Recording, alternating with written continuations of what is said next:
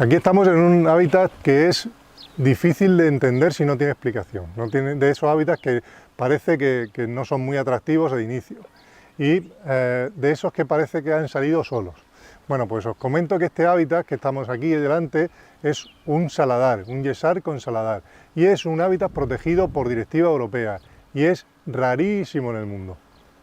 Entonces, os cuento, hace 6 millones de años estábamos, el ser humano, en la etapa evolutiva éramos un mono subiendo un árbol, era horrorín se llamaba, ni éramos Australopithecus, ni Homo nada, éramos un mono, básicamente. Y hace 6 millones de años pasa una cosa que es la crisis salina del Mesinense, que choca la placa continental africana con la placa continental europea, y lo que es hoy el día el estrecho de Gibraltar se cierra de tal manera que sale una pared enorme y deja de entrar el agua del Atlántico en el Mediterráneo. Por lo tanto, todo lo que estaba cubierto de agua del Mediterráneo empieza a secarse, porque ya no hay entrada de agua nueva, ¿vale? Como una piscina que dejamos de meterle agua, al final acaba desecándose. ¿Qué es lo que estaba debajo del Mediterráneo hace 6 millones de años? Albacete. El sureste ibérico estaba debajo del Mediterráneo. ¿Qué pasa después? Pues cuando ya ha empezado a depositarse todo ese agua, al final, pasado un tiempo, se rompe otra vez esa pared y vuelve a conectarse el Atlántico con el Mediterráneo, pero no se abre de la misma manera. No es el mismo espacio el que ocupa el estrecho, con lo cual no entra la misma cantidad de agua y hay partes que quedan en la superficie. Albacete, Murcia, Almería, eran fondo del Mediterráneo hace 6 millones de años y ahora están en la superficie. Entonces, han tenido estas plantas que vivir durante 6 millones de años intentando evolucionar para vivir en un sitio donde no es capaz de vivir nadie. Imaginaos que tenéis plantas aquí que son capaces de sacar agua del yeso o de sacar agua de la sal. Eso es imposible, es osmóticamente imposible. Es lo que hacen las plantas desaladoras, las con ósmosis inversa, mediante un montón de energía extraen agua dulce del agua de mar. Pues ellas son capaces de hacerlo sin un solo enchufe. Y han necesitado exactamente el mismo tiempo que necesitamos nosotros para viajar a la Luna en evolución para conseguir hacer eso. Y solo ha pasado aquí en el mundo. Entonces, ¿qué tenemos? Fijaos, esto es esparto. Esta que tenéis, que parecen plumitas, estas espigas, se llaman esparto. Es una planta bastante habitual. El romero, que lo tenéis por ahí, bastante habitual. Las coscojas, bastante habituales. Esas os suenan, ¿verdad? La planta amarilla. Bueno, pues eso es lo que habría en la línea de costa de hace 6 millones de años. Estamos viendo la playa de hace 6 millones de años. Hasta ahí no llegó el mar. Cuando se produce la crisis salina, cuando se levanta esa pared, empieza a bajar el nivel del mar. Y pasa exactamente igual cuando nos tomamos un café. Que el primer aro en el que se forma, cuando tomamos el café, es lo que más flota, ¿va? La espuma que más flota es lo que forma el primer aro. ¿Qué es lo menos disuelto en el agua de mar? El yeso. Por lo tanto, toda la siguiente faja de flora que aparece sería el yeso, que es el mismo que se usa para poner las paredes. Fijaos, esta planta de aquí es una planta que está en peligro crítico de extinción. Esto se llama Vela pseudocitisus. Eso solamente está en Ontígola, en Toledo y en la Mesa de Ocaña. No hay más, un poquito en Madrid. No hay más en el mundo. ¿Qué está haciendo? Ósmosis inversa sin electricidad ninguna. Está sacando, un poquito exagerado voy a decir, pero está sacando agua de la pared de vuestra casa. Y esa es endémica, exclusiva, solamente se da aquí en la península ibérica y en concreto en Castilla-La Mancha y un poquito en Madrid. Porque solamente se han dado esas circunstancias aquí en el mundo. Esta planta está tan en peligro de extinción como el lince, como el oso panda o como el tigre o el rinoceronte. Peligro crítico de extinción. La diferencia es que solamente de aquí. Si vamos un poquito más abajo, ¿qué es lo siguiente que se deposita en el agua de mar? La sal, que es lo que está más ligado.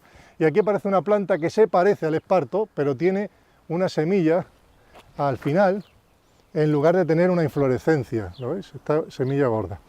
Esto se llama albardín. Esta planta está viviendo con 59 gramos de sal por litro de agua. Imaginaos que tenemos, vuestra madre nos hace un puchero y le echa 1 litro de agua y le mete 59 cucharadas de sal. Y luego dice, ala, coméroslo. Pues ahí es donde está viviendo esa planta. Fijaos qué curioso que esta planta, al ser una gramínea, podría ser una solución para poder regar el trigo, que es otra gramínea, con agua de sal directamente. no con agua desalada, ni con agua filtrada, no, con agua de mar directamente. Con lo cual, para el cambio climático está ofreciendo una solución ante la sequía excepcional. ¿Dónde está esta planta? Solamente en el sudeste ibérico y un poquito en Argelia. No hay más en el mundo. Porque ha necesitado 6 millones de años para conseguir hacer eso. Y eso no ha pasado en otros sitios. ¿Hay más lagunas salobres? Sí, en otros sitios del mundo hay, pero con menos tiempo, con 80.000, con 100.000 años. No es suficiente para la evolución. Entonces, este albardinal que tenéis por aquí está representando lo que habría debajo de la sal. ¿Qué más hay? Hacia el fondo encontramos una lagunita. Cuando desecamos una laguna, un mar o una piscina, siempre nos queda un charco que no se puede desecar. ¿Cuál es el charco del mar Mediterráneo de hace 6 millones de años? Por ejemplo, las lagunas de Pétrola. Son la parte pequeñita del mar Mediterráneo que no se pudo secar, porque está muy baja y entonces endorreica vuelve a llenarse de agua de lluvia, que se vuelve a diluir en la sal y vuelve a ser la composición que tenía antes.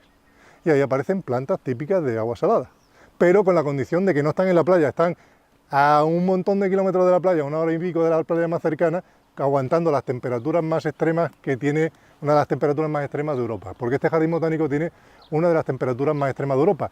Podemos llegar a menos 19 o más en invierno y 45 o más en verano, lo que hace casi 60 grados de diferencia.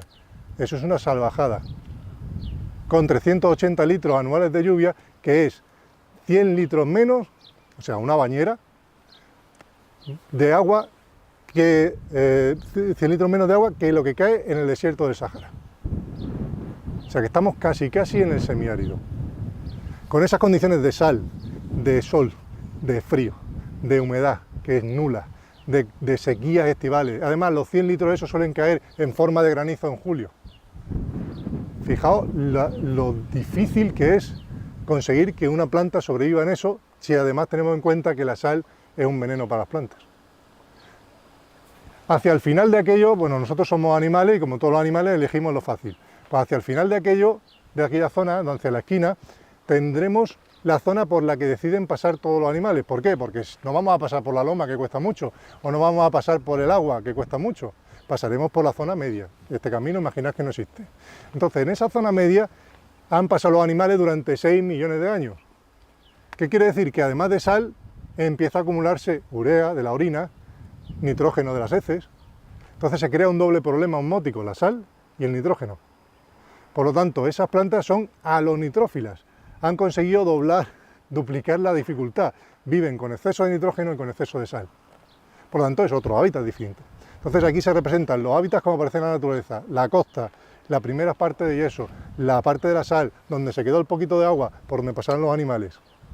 Y todo eso en conjunto es un hábitat protegido por Directiva Europea que, como hemos visto, puede dar soluciones a nivel mundial para hambrunas por el cambio climático.